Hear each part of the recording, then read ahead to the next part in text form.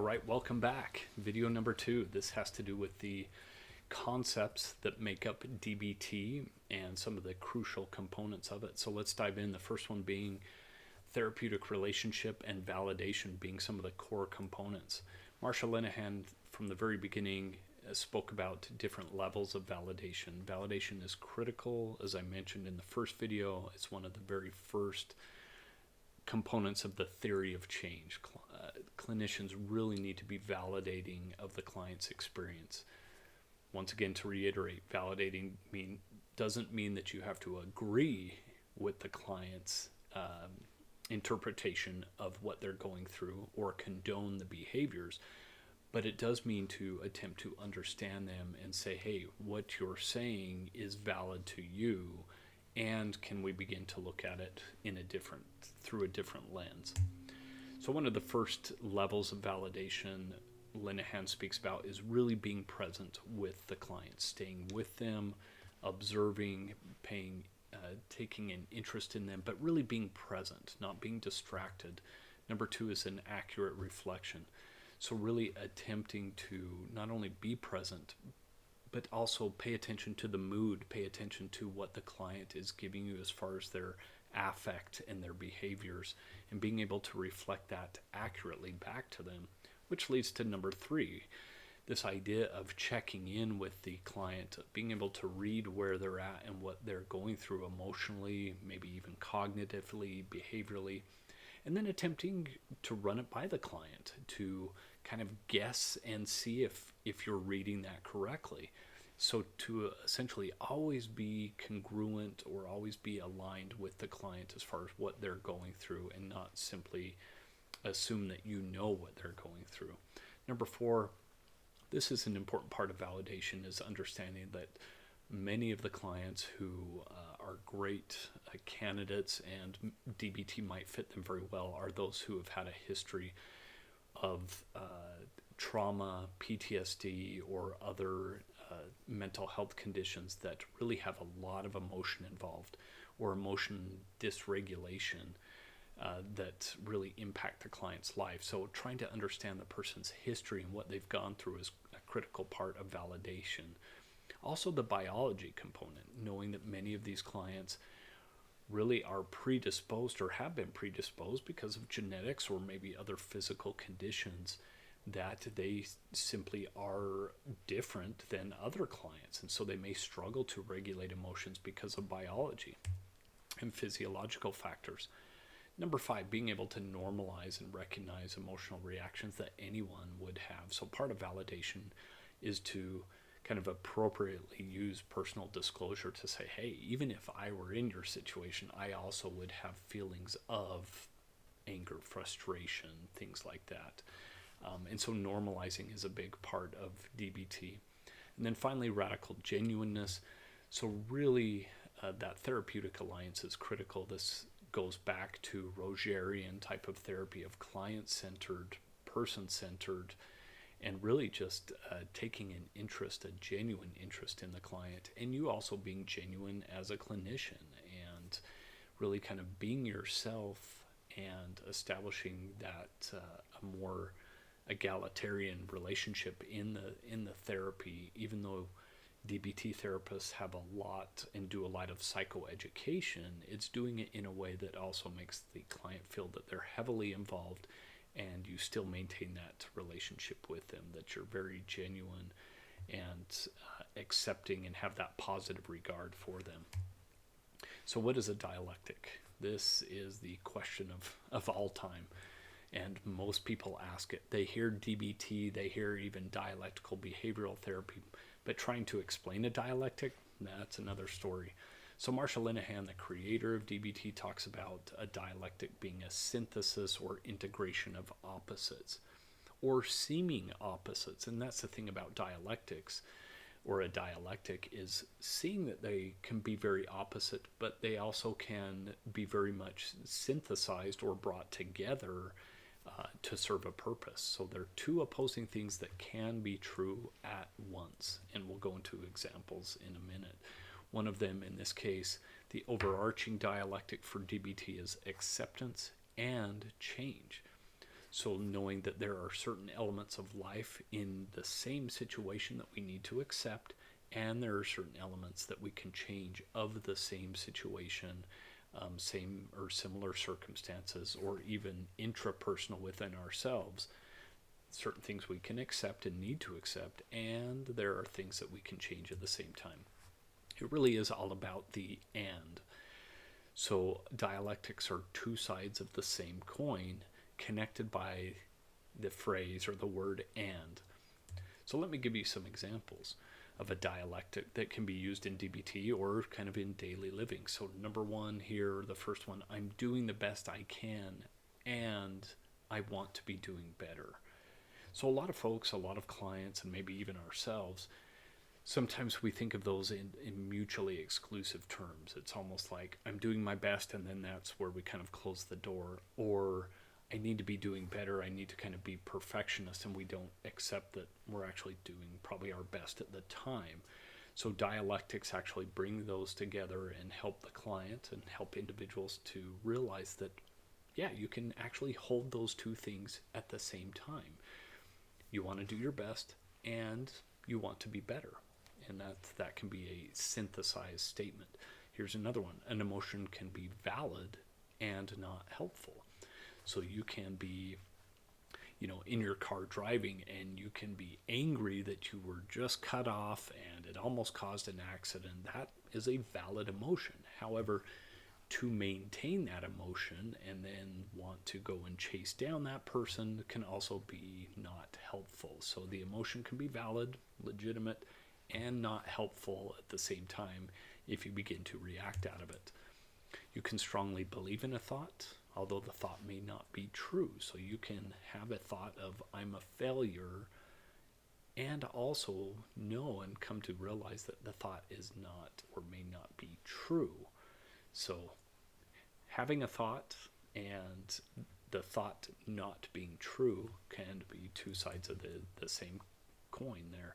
You can also love somebody and be angry with them. That really hails back to a lot of work Marsha Linehan did with borderline personality disorders, and those who struggle with that. It really has a lot to do with abandonment, attachment issues, of learning that you can love somebody and kind of be angry and frustrated with them, but you can hold those two things at the same time, not necessarily divide them.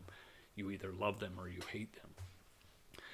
And life can involve pain and hurt, and life can involve joy and meaning. Some common dialectical conflicts, and let me just list some of these, just additional examples. Self-acceptance versus the need to change. Structure versus kind of more having more freedom. That those can seem in conflict, and yet sometimes structure can provide freedom, or having total freedom is not necessarily beneficial. Having some structure helps that. A balance of self versus others, so not being totally self-focused and not totally others-focused, but having that nice balance in between. Letting go of control in order to gain control, not being a complete pushover and yet not being totally demanding. Too private versus being an open book. The balance of an old self and kind of wanting the old life versus having and understanding this idea of a new self and developing a new self. Wants versus needs can be very difficult for many clients and many individuals.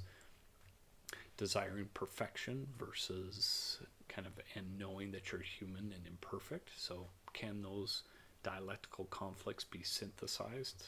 That goes back to the previous slide of knowing that you're doing the best you can and you want to be better. And then compromise versus your own way. So rather than saying it's my way or the highway, learning to kind of come to an agreement that we can come to compromise, and things do not always have to be in your way, that we can kind of meet in the middle of asserting what you need and also understanding another person's need. Emotions can also be dialectical. Here's a whole slide of different emotions that are kind of at seemingly opposite ends of a spectrum and can be synthesized in the client learning how to understand that they always don't have to be in one column or another. that there can be varying degrees and areas of gray between happy and sad, relaxed and anxious, optimistic and pessimistic. All of these things that are listed on the screen can be emotional dialectics that clients can start to understand. But you can probably imagine of how conflicted and how distressing life can be for many clients if they live simply in those dialectics of I've got to always be happy, and if I'm not happy, I'm sad. I mean, that's a pretty roller coaster of a life if there's no gray in between that says that those can come to a decent middle ground.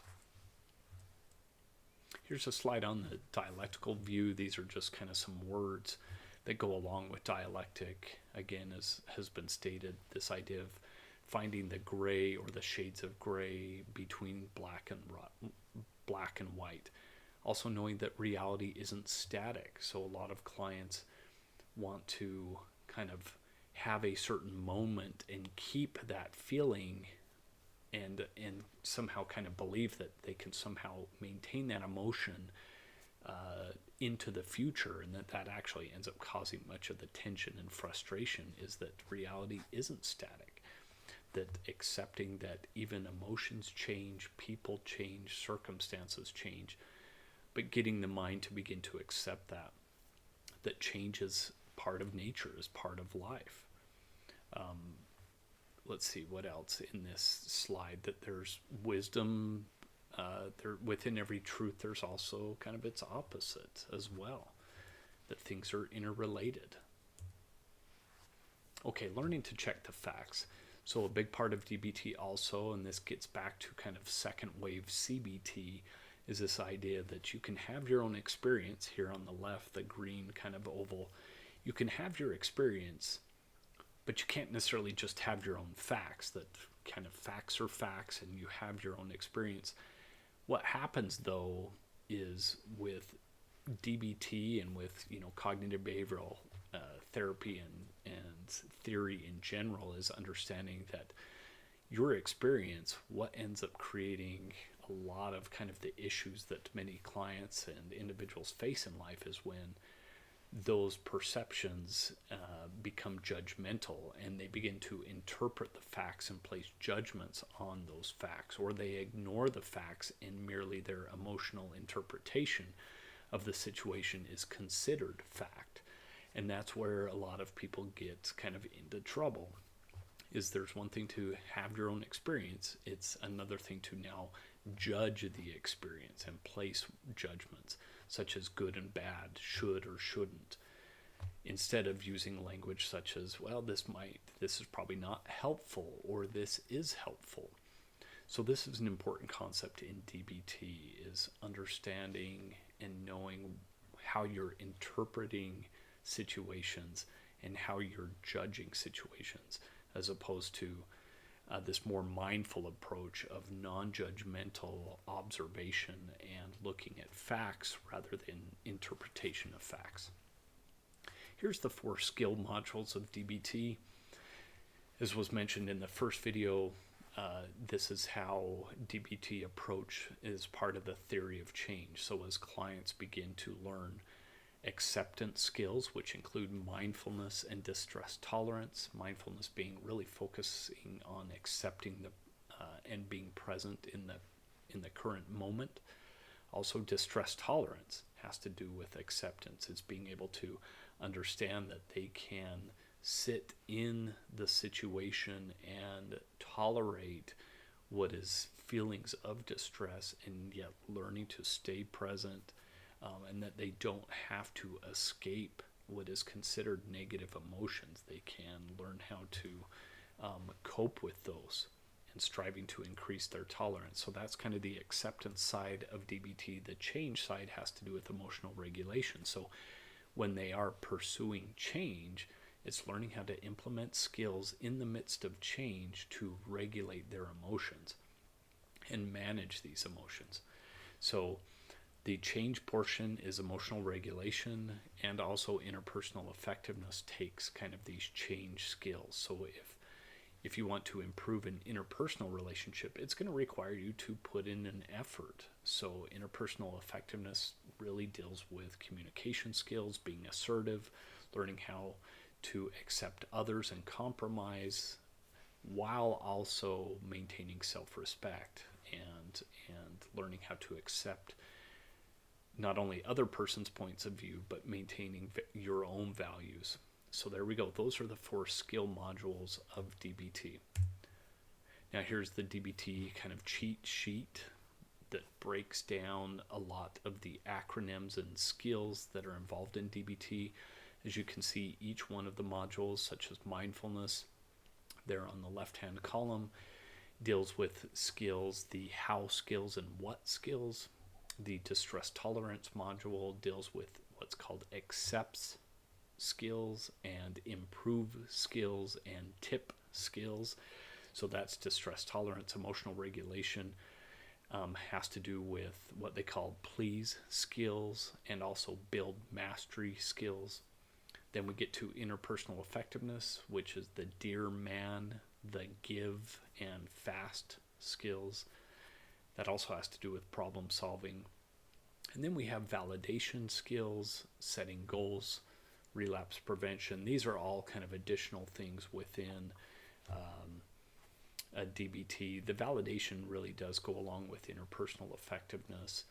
The setting goals really has to do with understanding and helping clients not get ahead of themselves, keeping things specific, meaningful, achievable, recordable, and a timeline.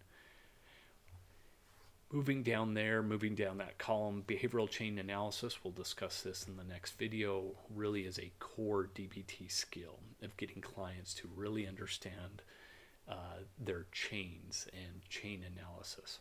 Over to the right-hand column, you see that blue column there.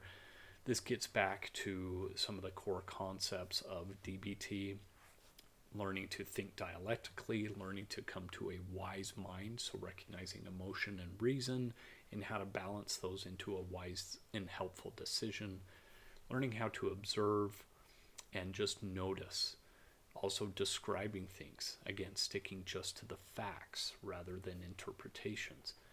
Taking a non-judgmental stance is also key in DBT, learning not to live in a world of just labeling things good and bad, but where is the gray area?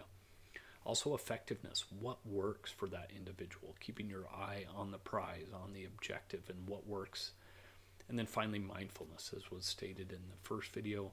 Mindfulness is a key portion of the theory of change that really pays attention to your sensations and noticing your thoughts, emotions, and behaviors, and being present and being mindful of that. So there we go. Those are some of the key components of DBT. In this video, dig into these. There's worksheets that you can print off with most of these skills and acronyms that will explain them much more in depth, that you can also hand to clients, that they can begin to develop these skills within each of those core DBT modules that are used. All right, we'll see you in the next video to learn how to analyze and do a chain analysis.